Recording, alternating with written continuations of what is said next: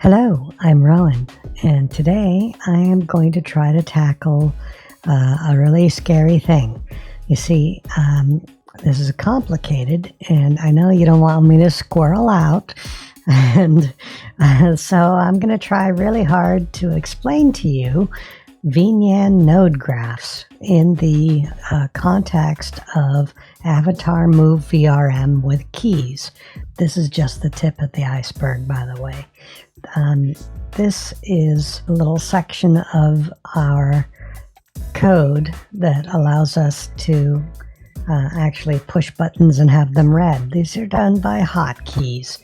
A hotkey is literally, it's pushing a button and having it registered, like for example here with the F15 being set as a hotkey. The F15 is actually mapped to the left arrow on our numpad. So if I push that, I slide over, and then the F16 is conversely mapped to the right arrow. So that would seem simple, except to make all the stuff happen after the push button is far more complicated. In this case, I have a move left, right, and you see it's actually in both sides here of the F15 and F16. And when I push one of the buttons, I do a little math here. -1 plus move right. Move right starts as 0, by the way. So what we get is a number oscillating between -1 and 0. So that would be the variable oscillating between -1 and 0, depending on what it was before I pushed the F15 key. And of course, the F16 key does the same thing with +1 and 0. Now, let's take a look at the Avatar VRM movement timer. This is where things get complicated, and I don't want to squirrel out. I seriously don't want to squirrel out. So here we have an application start callback, which basically means when the application starts, do this. And it sets a parameter of move distance of 0.004, and it also starts a timer of move any direction, move any dir, and that timer is down here. So start timer and timer. Start timer is an action. It's something that happens because something called it. Timer is another callback. It's something that starts things. So the timer is actually down here, and it runs all these things that are attached to it, including start timer. So basically at application start timer is called, and that sets it up so that every 10 milliseconds, well, what it does is it calls timer. And then, is that accurate? Yeah, that's accurate. And then timer, when it runs, launches start timer again, just like it did, just like application start did. Okay, so that's a little convoluted right there, but application start sets start timer off, and that calls timer because in 10 milliseconds it's going to call this, and then this in its process of running says, oh, by the way, 10 milliseconds from now, wake me up. So that's that part there. Now, what does the timer actually do? The Avatar VRM movement timer.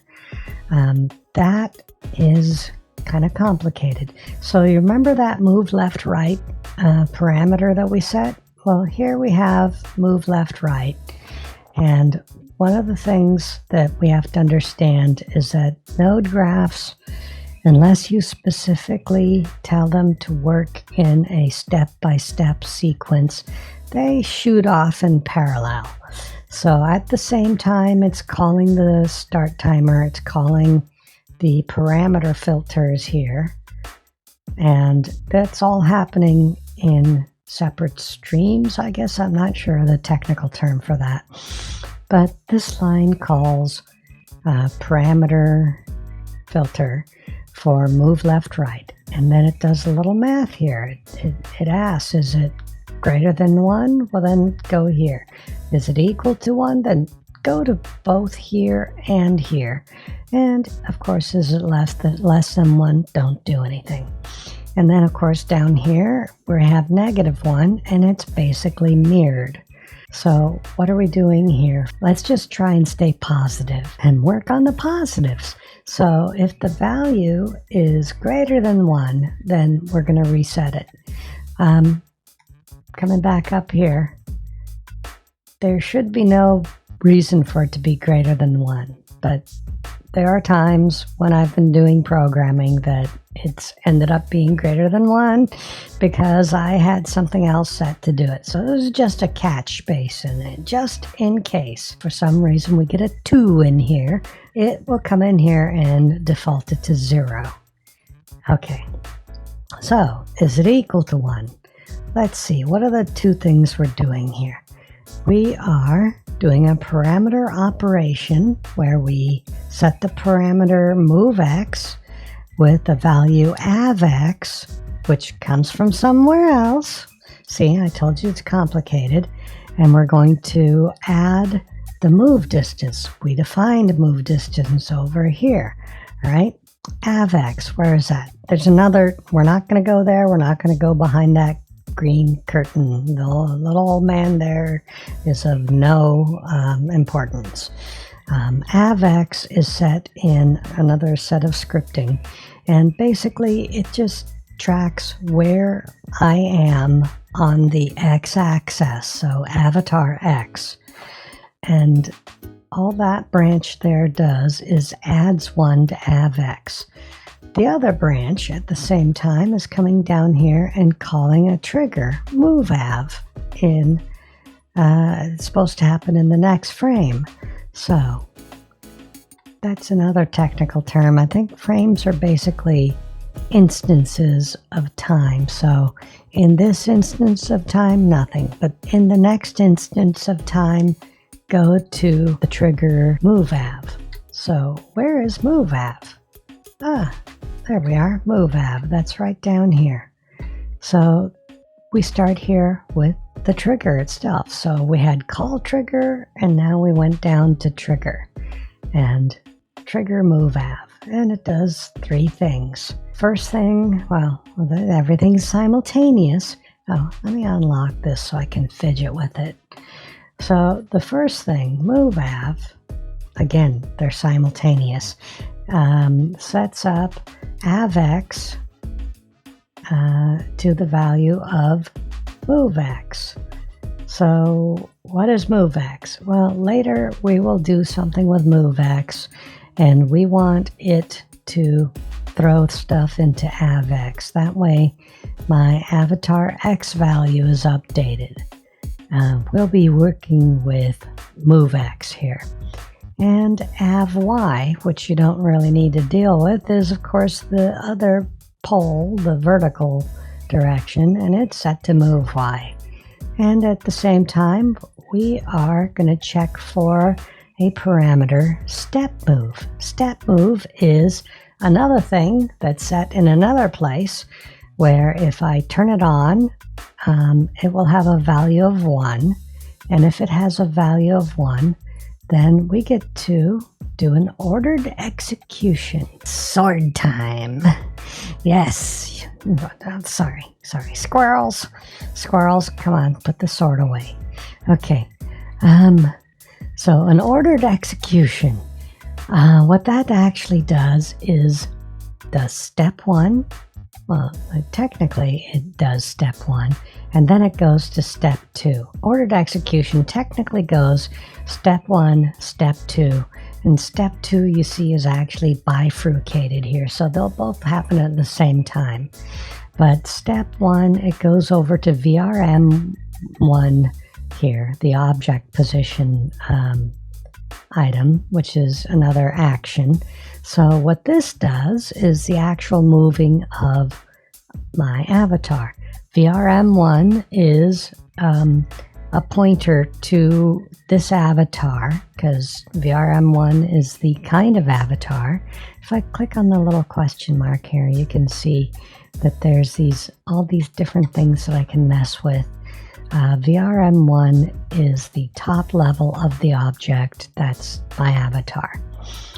And then position X, a decimal, is set with the move X, which way over there. See, we started with that up there at the move X, and we set that here.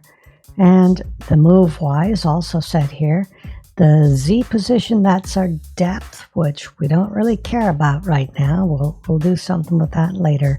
And then, remember I was getting confused with ordered execution there with the smooth milliseconds here.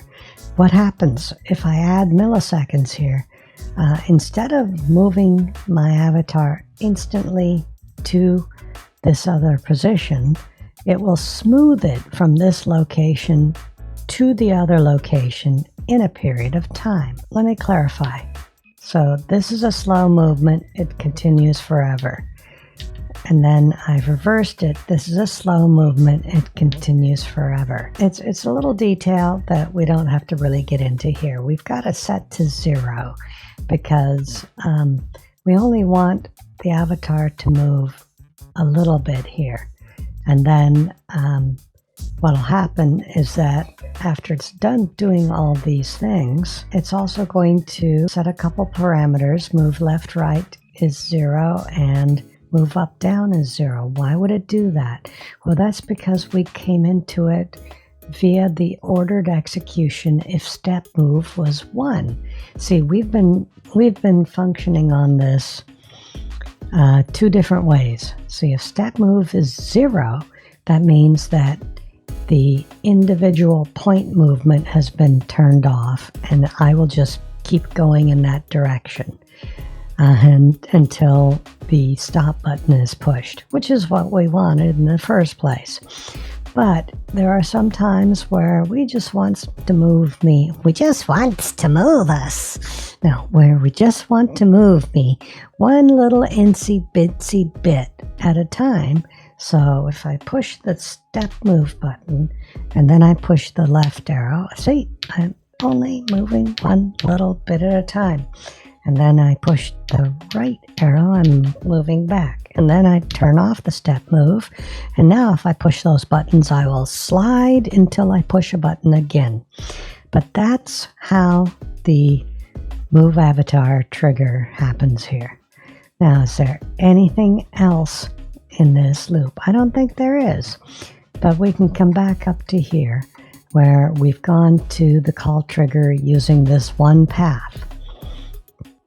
Now, there are other ways to get to the call trigger, obviously. If I'm going to move my avatar to the right, well, that is basically the same pattern, except I push the right arrow button that does all this math and takes us over to here. So what are these things here? Oh, yeah, the move AVX plus move distance. Oh, we already went over those, thank goodness. Thank God. I thought it was going to get more complicated. But here we are. That's pretty much it for how to get your avatar to move from one point to another point, or to just get it to move and get it to stop wherever the heck you want it to stop. See? It's really just that simple. Oh yeah, that auto-rotate thing that I wanted to talk about. Okay, scratch that. I turned it off.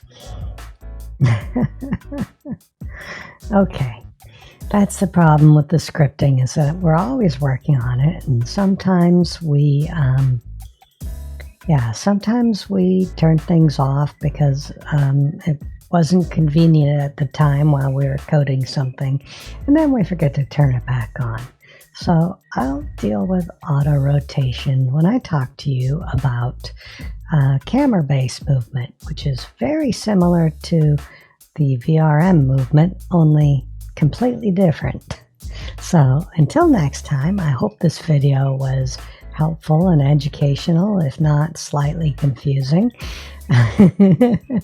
And I hope to, well, considering it could have been slightly confusing, please leave comments asking questions about this. If you have questions, we'll be more than happy to talk about it, and maybe put up a follow-up video in case there's things that need to be altered or edited.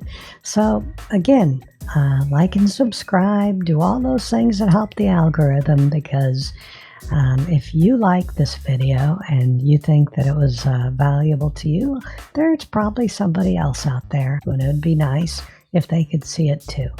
So I hope that wherever you are, whatever you're doing, whatever time it is, that you're having a great time, and I hope to see you again next time. Bye!